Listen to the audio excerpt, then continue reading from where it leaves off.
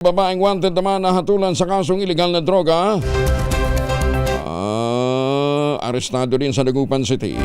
Detalye na balita mula kay Freddy Pajardo, Aris 38. Masantos siya kabasani siya kamin sa ating mga kababayan dyan sa Pangasinan, Freddy.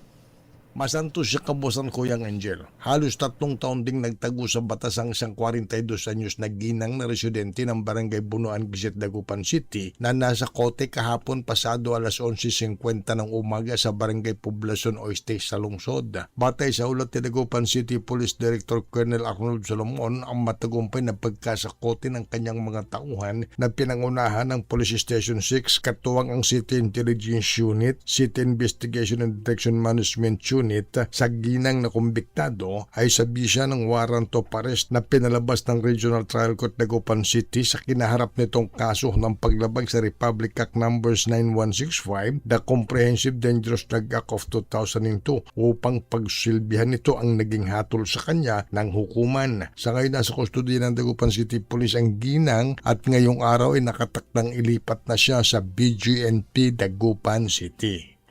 Mula sa Action Radio Pangasinan, ito si Freddy Pajardo, Aris 38, nag-uulat para sa DCRH, una sa Pilipinas, una sa Pilipinas.